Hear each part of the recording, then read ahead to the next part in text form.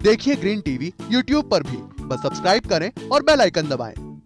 नमस्कार दोस्तों, स्वागत है आप सभी का किसान बुलेटिन में और मैं हूं आपके साथ पारुल यादव। चलिए नजर डालते हैं किसान बुलेटिन में आज की बड़ी हेडलाइंस पर। महिंद्रा ने लॉन्च किया अपना पहला फार्म मशीनरी प्लांट। केंद्रीय कृषि एवं किसान कल्याण मंत्री ने किया उद्घाटन।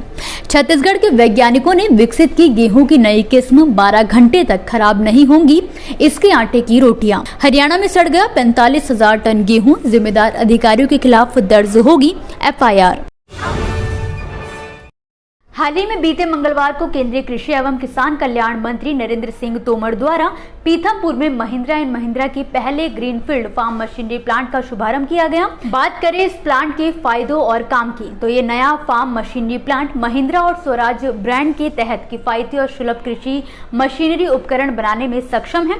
वहीं ये संयंत्र एशिया, अफ्रीका, यूरोप और अमेरिका में वैश्विक बाजारों में निर्यात के लिए उत्पादों का भी निर्माण करेगा। इतना ही नहीं, इस संयंत्र की स्थापना से लगभग 1100 लोगों को रोजगार मिलने की संभावना है। साथ ही प्लांट 23 एकड़ में फैला हुआ है और प्रतिवर्ष 1200 कंबाइन हार्वेस्टर और 3300 राइस ट्रांसप्लांटर का निर्माण भी कर सकता है। आपको बता दें कि इस खास मौके पर केंद्रीय कृषि एवं किसान कल्याण मंत्री ने कहा कि देश को पूर्ण विकसित बनाने के लिए हमें टेक्नोलॉजी से पूरी तरह सुसज्जित होना पड़ेगा। मैकेनाइजेशन और टेक्नोलॉजी की आज बहुत जरूरत है। केंद्रीय मंत्री ने कहा कि आज क्वालिटी परखने की प्रवृत्ति बढ़ रही है। ब्रांडिंग और क्वालिटी की विश्वसनीयता देश दुनिया में बढ़ रही है। ऐसे में महिंद्रा एंड महिंद्रा द्वारा ये पहला अभिनव प्रयोग है। इस कंपनी के द्वारा फार्म उपकरणों के निर्यात का लक्ष्य भी रखा गया है। रबी सीजन की शुरुआत के साथ ही कृषि वैज्ञानिकों द्वारा विकसित की गई गेहूं की कई ऐसी किस्मों को लॉन्च किया जा रहा है जिन पर बीते काफी समय से शोध किया जा रहा था। इसी कड़ी में अब छत्तीसगढ़ के कृषि वैज्ञानिकों ने गेहूं की एक ऐसी किस्म को विकसित किया है जिसकी औसत उत्पादकता 39.3 क्विंटल प्रति हेक्टेयर है। आपको बता दें कि कृषि वैज्ञानिकों ने इस नई किस्म का नाम विद्यासी जी 1036 रखा है। बात करें इस किस्म की खासियत की, जो इसे गेहूं की बाकी किस्मों से अलग बनाती है। दरअसल फेनोलिक तत्व कम होने के कारण इस गेहूं का आटा नरम और काला नहीं होता। गेहूं की बाकी किस्मों में आमतौर पर 6 बार सिंचाई की जरूरत होती है, लेकिन ये किस्म केवल 3 सिंचाई में भी अच्छी उपज देती है। इस किस्म को विकसित करने वाले वैज्ञानिक डॉक्टर AP अग्रवाल के अनुसार गेहूं की नई किस्म यहाँ की जलवायु के अनुकूल है। इस किस्म की औसत उत्पादकता 39.3 क्विंटल प्रति हेक्टेयर व उत्पादन क्षमता 60.4 क्विंटल प्रति हेक्टेयर है। ये करीब 114 दिन में पककर तैयार हो जाती है। साथ ही गेहूं ब्लैक एंड व्हाइट ब्लाइट रोग के प्रतिरोधी है और बीज ब्लाइट के लिए कम संवेदनशील है। इसमें पर्याप्त मात्रा में carbohydrates, protein, vitamin E, vitamin B, खनिज लवण, copper, calcium, iodide, magnesium, zinc, potassium, manganese, sulphur, silicon, chlorine और आर्सेनिक होता है। इसके आटे से बनी रोटी काफी मुलायम और पौष्टिक होती है। ये रोटियां ठंडी होने के बाद 10 से 12 घंटे तक नरम बनी रहती हैं। हरियाणा की सरकारी मंडियों से लापरवाही का एक ऐसा मामला सामने आया है जिसके बाद अब सरकार एक्शन मोड में नजर आ रही है। दरअसल प्रदेश के कैथल, कुरुक्षेत्र और यमुनानगर जिले की सरकारी मंडियों में खुले आसमान के नीचे पड़ा करीब 45,000 टन गेहूं सड़ने की वजह से किसानों को काफी ज्यादा नुकसान पहुंचा है। मामला सामने आने के बाद उप मुख्यमंत्री दुष्यंत चौटाला ने मामले को संज्ञान में लेते हुए जिम्मेदार अधिकारियों के खिलाफ सख्ती दिखाई है। मामला सामने आने के बाद उप मुख्यमंत्री दुष्यंत चौटाला ने मामले को संज्ञान में लेते हुए जिम्मेदार अधिकारियों के खिलाफ सख्ती दिखाई है। डिप्टी सीएम दुष्यंत चौटाला की माने तो देखरेख के अभाव के कारण करीब 44,800 टन गेहूं खराब हो चुका है। ऐसे में इसकी जांच के लिए प्रशासनिक सचिवों की अगुवाई में एक कमेटी का गठन किया गया है। इस कमेटी में सीनियर IAS और अन्य अधिकारियों को भी शामिल किया गया है। उन्होंने कहा कि 30 दिन के अंदर खाद्य एवं आपूर्ति विभाग के अतिरिक्त मुख्य सचिव रिपोर्ट पेश करेंगे। साथ ही हर जिले के नोडल अधिकारियों को इस जांच में सहयोग करना होगा। दुष्यंत चौटाला ने कहा कि जांच में जो भी अधिकारी दोषी पाए जाएंगे उनके खिलाफ FIR दर्ज कर कार्यवाही की जाएगी।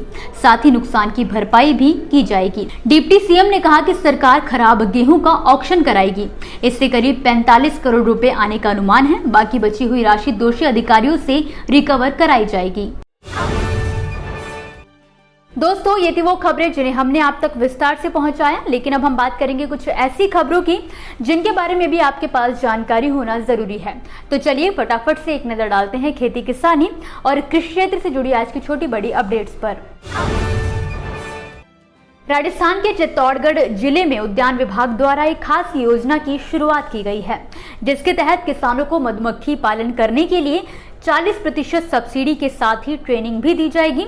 उद्यान विभाग के सहायक निदेशक शंकर सिंह राठौड़ के मुताबिक कई किसान मधुमक्खी पालन करने के लिए आगे भी आ रहे हैं।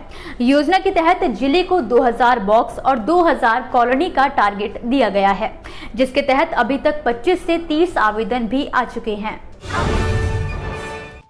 राजस्थान के टोंक जिले में जारी यूरिया की किल्लत को देखते हुए कृषि विभाग की ओर से अब जमाबंदी देखने के बाद ही संबंधित किसान को यूरिया उपलब्ध कराने के निर्देश जारी किए गए हैं। सहायक निदेशक कृषि दिनेश कुमार ने बताया कि इन दिनों जिले में आवक के साथ यूरिया वितरण किया जा रहा है।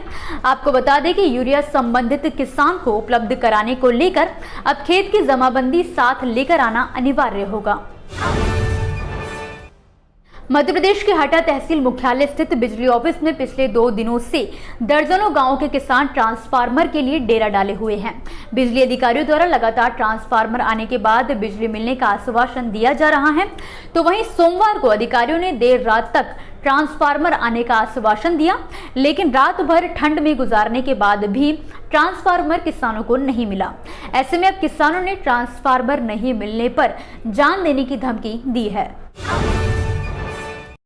उत्तर प्रदेश के संभल जनपद में लेखपाल द्वारा किसान से पट्टे की जमीन के बदले 70,000 रुपए की रिश्वत मांगने का ऑडियो वायरल हुआ है। इस मामले पर एक्शन लेते हुए एसडीएम ने लेखपाल को निलंबित कर मामले की जांच शुरू कर दी है। आपको बता दें कि संभल तहसील क्षेत्र के गुमसानी गांव में तैनात लेखपाल अमित कुमार के द्वारा गांव के ही एक किसान से पट्टे की रसीद देने के बदले 70,000 रुपए की रिश्वत मांगी गई थी।